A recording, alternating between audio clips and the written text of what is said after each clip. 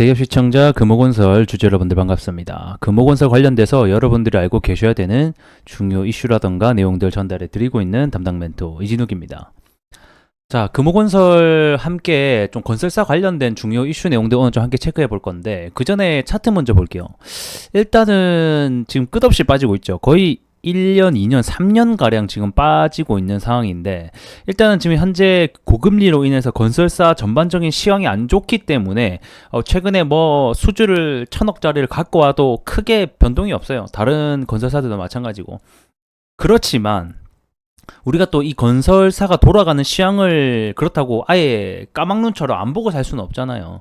우리 건설사 주주분들이라고 하면 이 힘든 상황이지만 그래도 지금 건설이 어느 정도로 굴러가고 있는지, 시황은 어떤지를 함께 좀 지켜볼 필요가 있다는 거죠.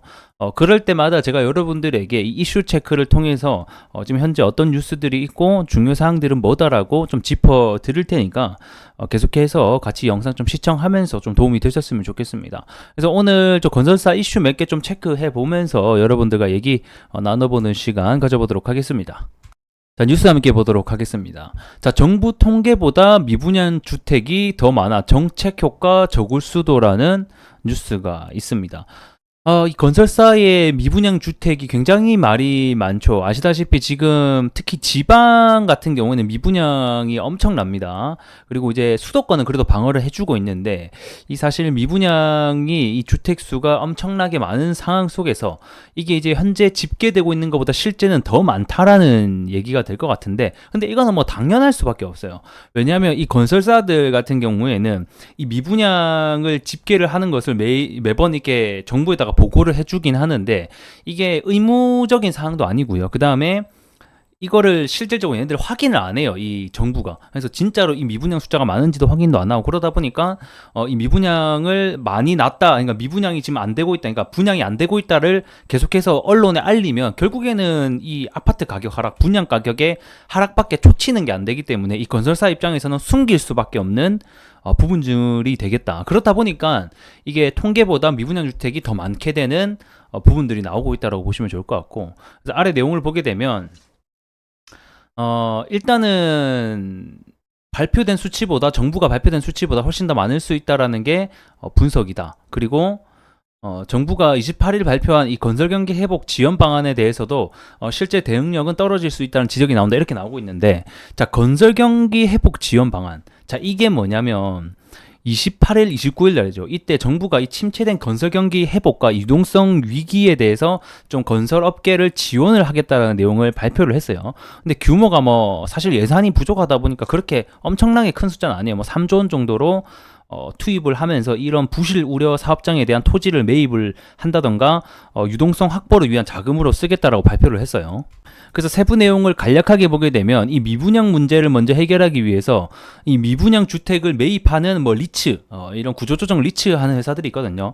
이 애들이 이 미분양 주택을 매입을 하게 되면 뭐 취득세라던가 부동산세, 뭐 세제 혜택을 주겠다, 이런 내용도 있었고요. 그리고 이제 또 마찬가지로 미분양 주택을 매입하게 되면 뭐 종부세라던가 결국에는 이런 세금적인 부분을 혜택을 좀 주는 부분들이 있었고, 그 다음에 지금 현재 이 공공 부분에 있어서 유찰 건이 굉장히 많거든요.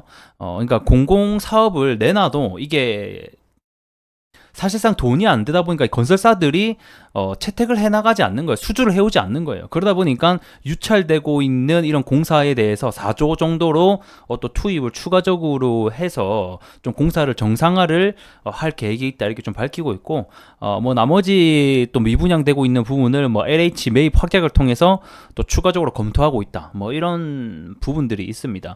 근데 이게 사실상 돈으로 지원을 하는 부분 뭐 좋긴 해요. 근데 이게 단기적인 어떤 급한 불끄기밖에 안 된다는 거죠. 결국 본질이 되고 있는 뭐 금리 인하가 되지 않는다라고 하면 결국 이 아파트 거래량도 안 나오게 될 거고, 이는 곧 건설사들의 전반적인 수주가 안 되는 상황이 연쇄 작용이 펼쳐질 겁니다.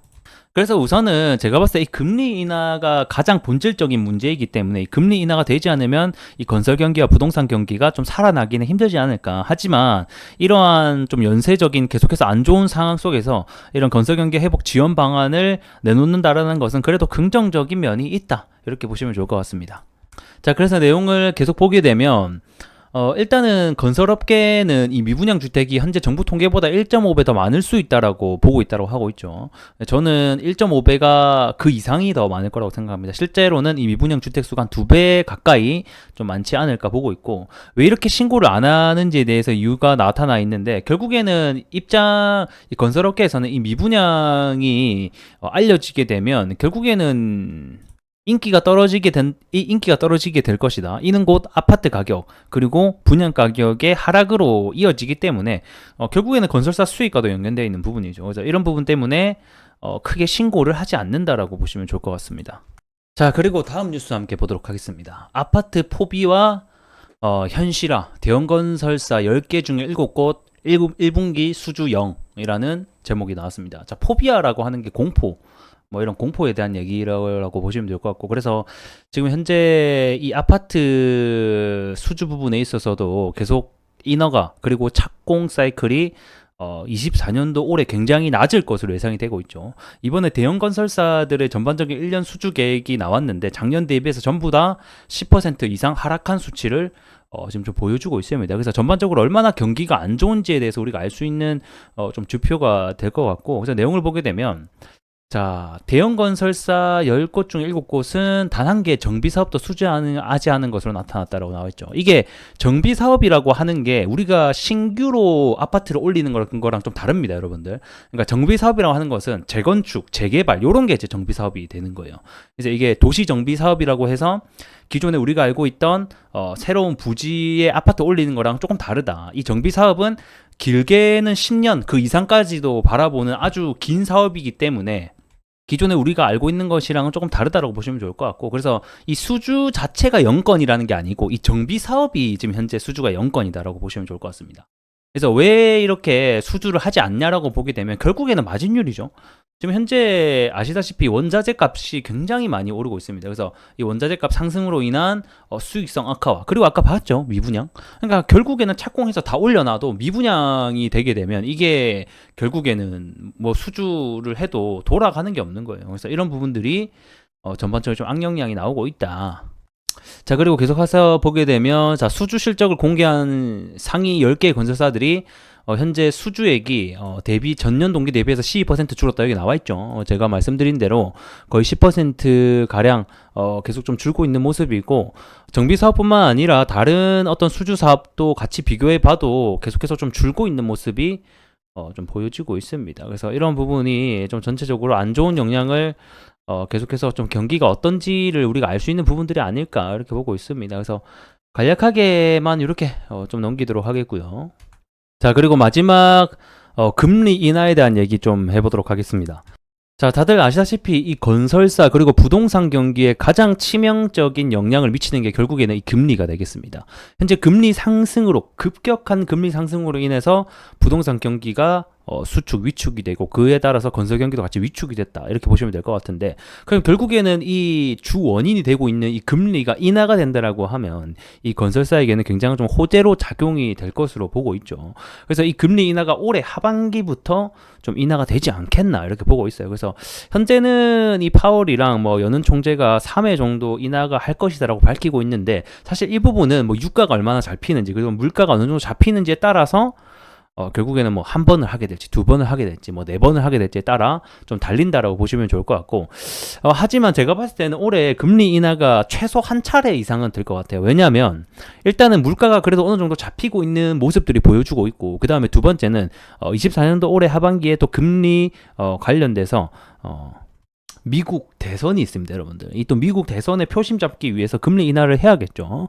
이런 부분들을 봤을 때는 뭐 비록 얼마 정도 할지는 모르겠어요. 뭐 0.25% 할 수도 있고 뭐 그 이상을 할 수도 있는데, 일단은 1회 이상이 된다라고 하면 건설사들에게는 좀 중장기적인 관점 그리고 단기적으로 봤을 때도 좀 호재가 될 수 있지 않겠나 이렇게 보고 있습니다. 그래서 이 부분이 정확하게 언제 될지는 모르겠지만 어쨌든 간에 좀 여름이 지나는 하반기부터 좀 될 것으로 보고 있기 때문에 이 건설사 투자하시는 주주분들이라고 하면 좀 올해까지만 좀 견뎌보자 우리가 이렇게 보고 있습니다.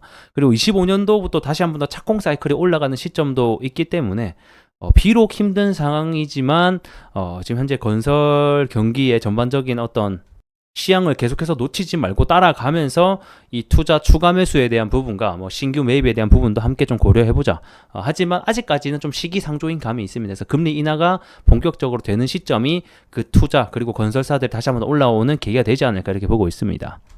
자, 오늘 좀 영상을 여기서 마무리 해보도록 할 건데, 그래도 이렇게 뉴스를 통해서 같이 얘기를 해보니까, 어느 정도, 좀 눈이 좀 트이는 것 같지 않습니까? 좀 재밌죠, 그래도. 앞으로도 계속해서 여러분들에게 뉴스 내용 함께 얘기하면서 좋은 시간 가져보도록 할 테니까, 좋아요 한 번씩 부탁드리면서 다음 시간에 뵙도록 하겠습니다. 고맙습니다.